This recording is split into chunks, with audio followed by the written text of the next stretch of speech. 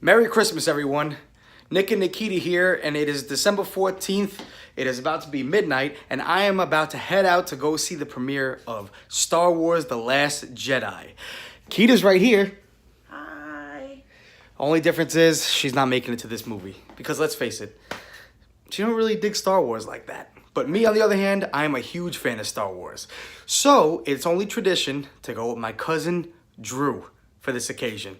Opening night of Star Wars The Last Jedi, and then I'll have the movie review for you afterwards. In the meantime, say hi to Nikita. Hi.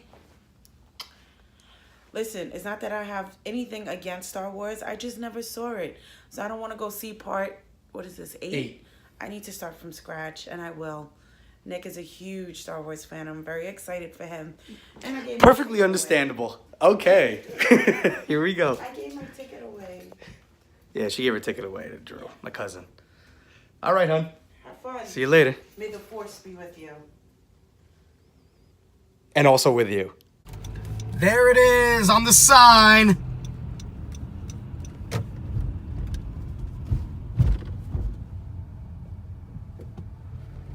All right. So it's 3:30 in the morning. I just got out of the movie theater for the Star Wars The Last Jedi premiere. I'm freezing cold. It is it's 26 degrees out right now. Still in the parking lot. Let me tell you, what a horrible Star Wars movie.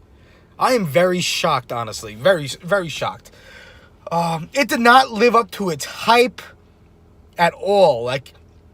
Obviously, when you're going into this movie, you're going to expect something big.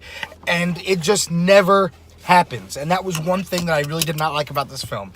There's a few things I didn't like, and I don't know where to begin. First of all, I'm going to spoil a little bit, so if you don't like that, just, cut this off right now. It picks off where The Force Awakens left off, right where it left off. So she gives Luke the lightsaber, whatever, and then she wants him to train him to, fight against the First Order and everything like that.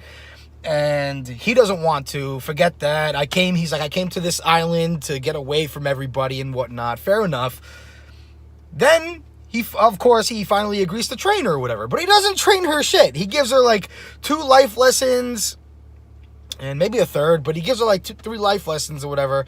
And, doesn't duel with her, never does a duel, never whips out his lightsaber with her in person or whatever. But he has a flashback where he whips out his green lightsaber and whatnot and stuff like that. Let me get out of here. The action sequences were okay, but really, one thing that, you have to agree on is that every Star Wars film has, an epic moment that really lifts the movie up towards the end of the movie. Usually towards the end of the movie, whether it's a lightsaber duel or an epic, space battle or something like that. But, as Star Wars fans, we love that lightsaber duel that they always deliver in the end. Now, they set up something between Kylo Ren and Luke Skywalker, and right when you start getting into it, they just rip it away from you. They get your hopes up and they just took it away. And nothing happened. Literally, it didn't happen. And then the ending kind of still doesn't make sense with Luke Skywalker and whatnot. I'm not going to give that away. But it was not a good Star Wars film. I am very surprised. The Force Awakens was way better than this movie. I wouldn't even watch this movie again. That's how shocked I was at this movie. This movie did not live up to the hype. Then they got the Supreme Leader Snoke in the movie, which was pretty cool, how you get to see him in person finally. He's not a hologram, a giant hologram at that. He's actually in person, sitting in a chair like the Emperor used to do. And, like I said, without giving anything away, really, they do him off. I don't know if I can hint to you what that means, but they literally do him off. So this big, build-up of his character and everything just suddenly dies. Dies right off. You get it? His character just suddenly dies off. Literally. Then there's a big struggle between the relationship between Kylo Ren and Rey. The Force, kind of binds them and they can feel each other just like Leia and Luke in The Empire Strikes Back and whatnot. They can feel each other. They actually have full-blown conversations with each other. It's pretty cool. No telephone system or anything. They just can do it all. It's nice to see Princess Leia in the movie because, Carrie Fisher filmed all her parts before she actually died in real life. They have these little creature things in the movie. I don't know what they're called, but they were actually pretty funny and pretty cute.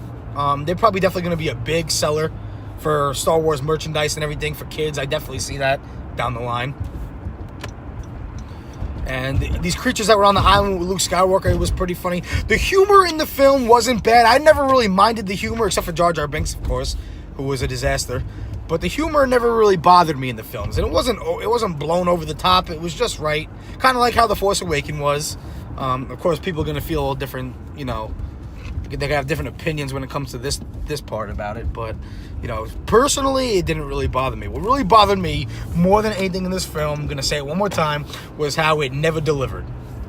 It never delivered. The story was kind of bland.